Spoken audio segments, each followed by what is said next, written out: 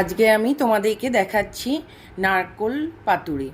আমি এখানে নারকোল নিয়েছি, একটা গোটা নারকোল নিয়েছি। এটা সর্ষে বাটা নিয়েছি টেবিল চামচে 2 চামচ মতন বাটার পরে। আর এটা পোস্ত বাটা। পোস্তটা আমি একটু নুন আর লঙ্কা দিয়ে বেটে নিয়েছি। কালো সর্ষেটাও একটু নুন দিয়ে বাটা আছে। আর এটা একটা গোটা নারকোল বড় সাইজের কোরানো আছে।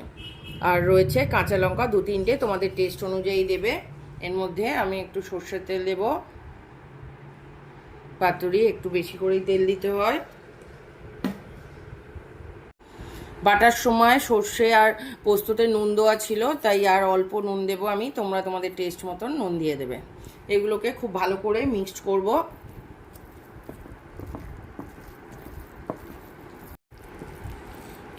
সর্ষে বাটা, পোস্ত বাটা, কাঁচা লঙ্কা, কাঁচা সর্ষের তেল, সঙ্গে নারকোল বাটা সব একসঙ্গে মিক্সড করে নিয়েছি খুব ভালো করে। এবার এগুলোকে কলা পাতার মধ্যে দিয়ে বাঁধতে হবে।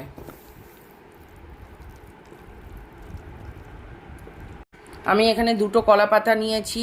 কলা পাতাগুলো ভালো করে ধুয়ে গরম চাটুতে ছেঁকে নিয়েছি।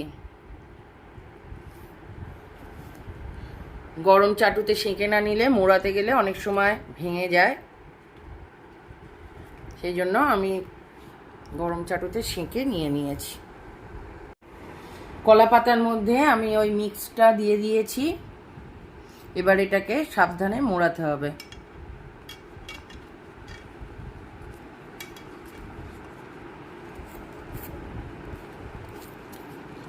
আপনি চাইলে এটাকে দড়ি দিয়েও বাঁধতে পারেন,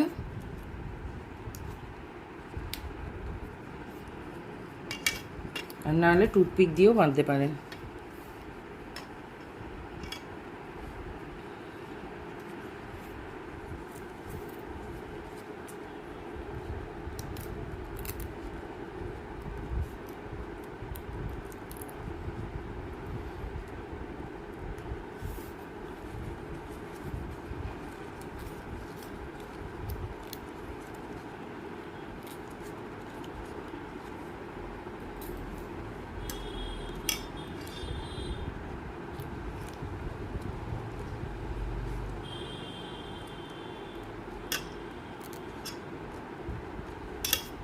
এইভাবে এটা আমার রেডি হয়ে গেছে। আমি এবার এটাকে স্টিম করতে দিয়ে দেব।